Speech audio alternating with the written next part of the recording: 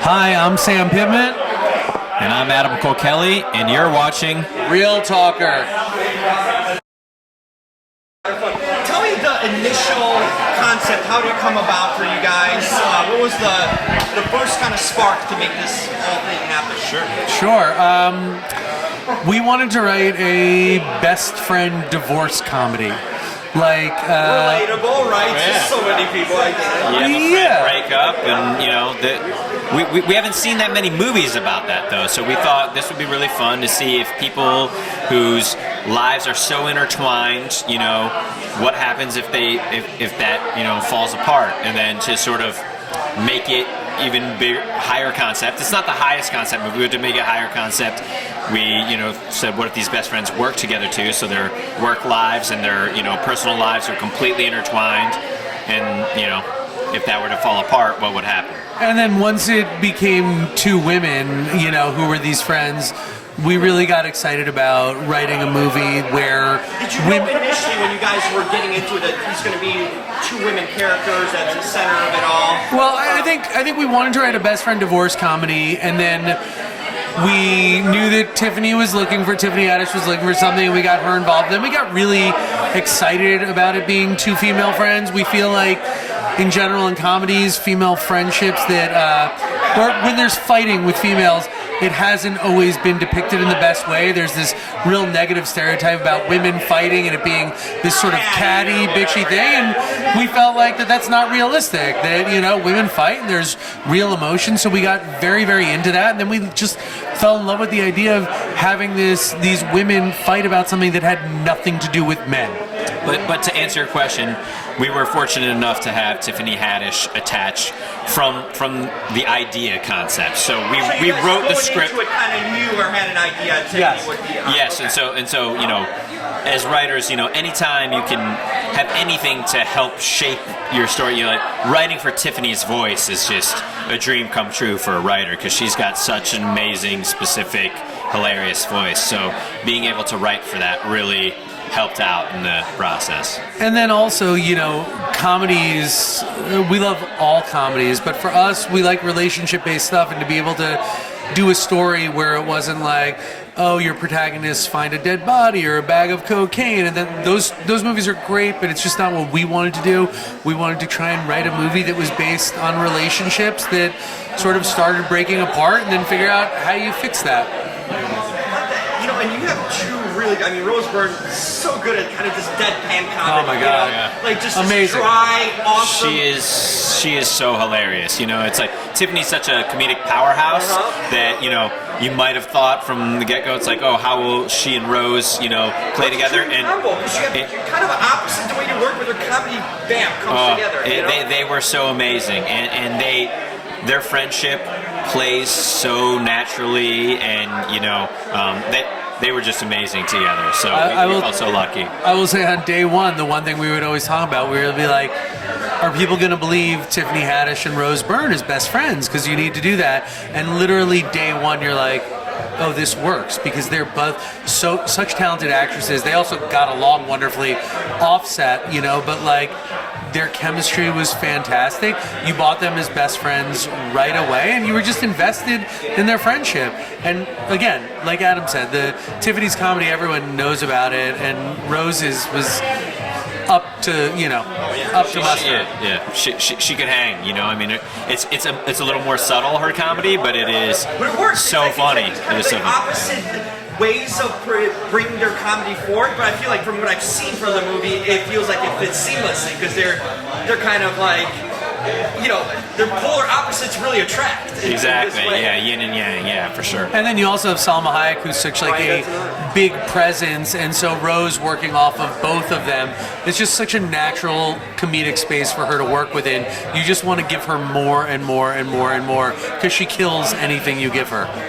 One thing, when you sometimes talk to writers, certain writers are very protective of their scripts, like their baby. When you guys have such comedians really working, how much freedom do you allow them to take it in a different direction, or take some ideas from what they play with, on set? I mean, well, first of all, it's not up to us because we're not the director, but so no, but I think you get over yourself very quickly. It's easy to be precious about, I thought that this joke that I wrote was super funny, and then you get around people as talented as Selma and Rose and Tiffany, and you realize that they can do more with a look than you can do with, a half-page, dialogue that you think is the best thing you've ever written. And so you let go of that really quickly, and, it's all about what the intent of the scene is, and as long as that's conveyed, then, let them make us look good, because our names are still on there, and they're saying things that are way funnier than anything we could have written, and so we hope that people think that we wrote the stuff that they said that we didn't write. It's so true. You want, we worked for many, many, many, many months on this, so it's like, hey, let's do it the way we wrote it once, maybe, but then you have to acknowledge that these people are where they are in their careers because they are so funny.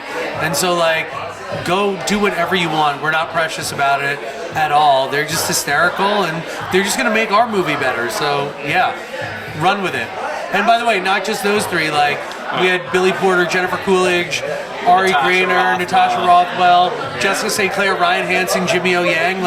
These are, by the way, you feel like the moment you're around those people, you feel like frauds as writers because we spend months trying to write this amazing dialogue, and in 1 second, they come up with the best lines in the movie. What about instead of saying that thing that you slaved over on the page, we say this thing, you're like, that's way, way funnier. And you're like, ugh. And it's still going to be said, written by Sam Pitman and Adam Cole Kelly, so do what you want.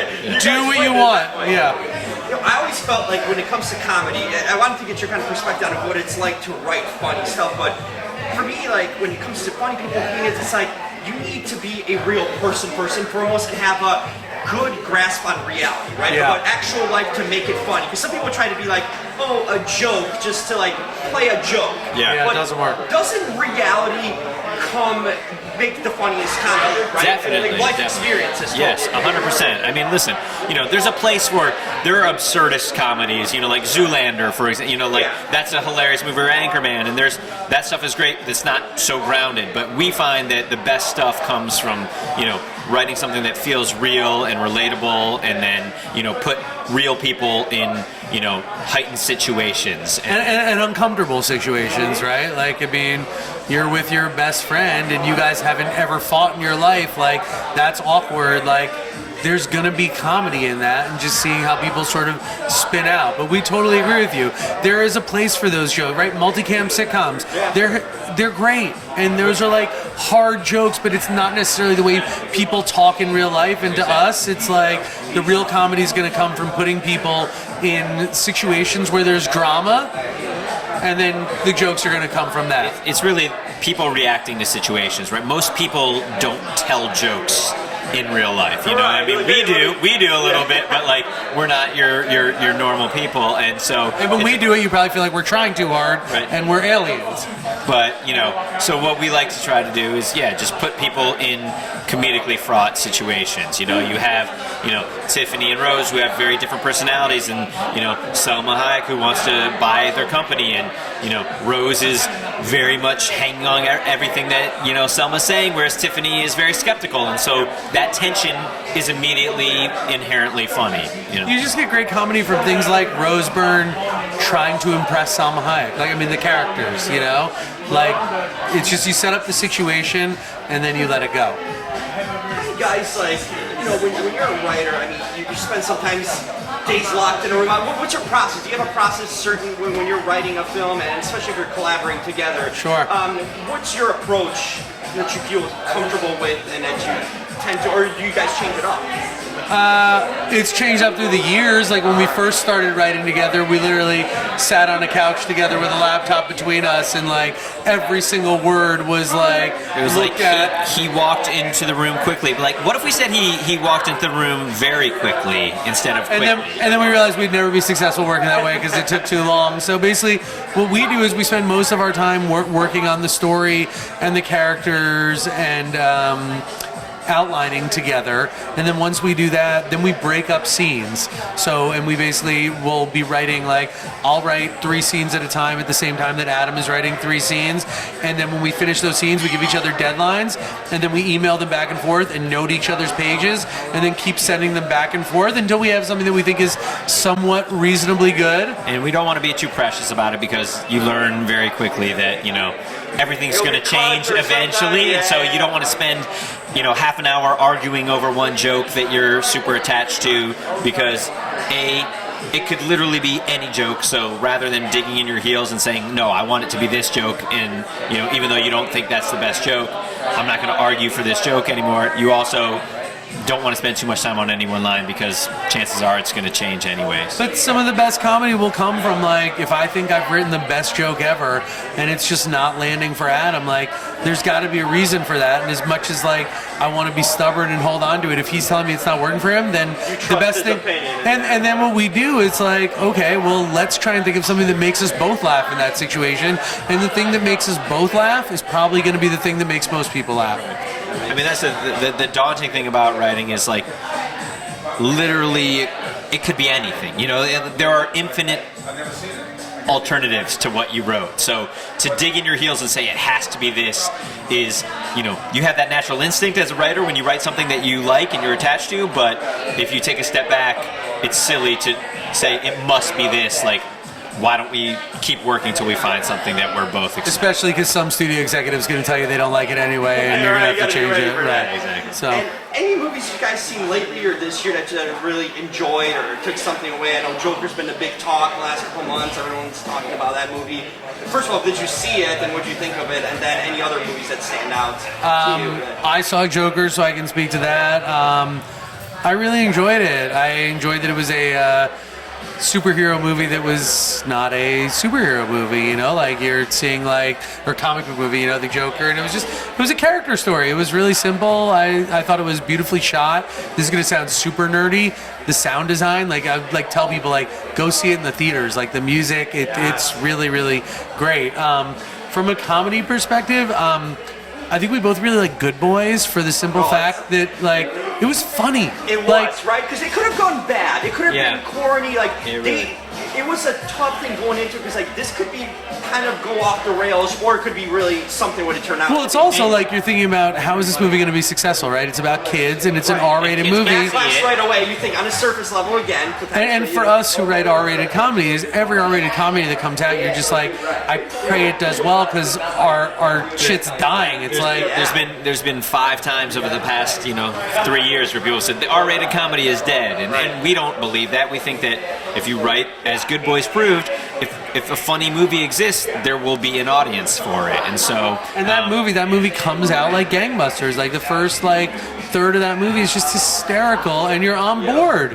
And also, what was great about it is, while it was edgy and R-rated, it also had a ton of heart, and that's what we think makes a great movie. You need to have that heart. You need to care about the characters, and all 3 of those main characters were super likable. You rooted for them, and I think that had a huge part to do with the success. So writers, you need to have balls sometimes to go out on a limb in a sense, and for just do what you feel. And by the way, speaking pro writers, the writers of that movie also directed it, so it was their vision.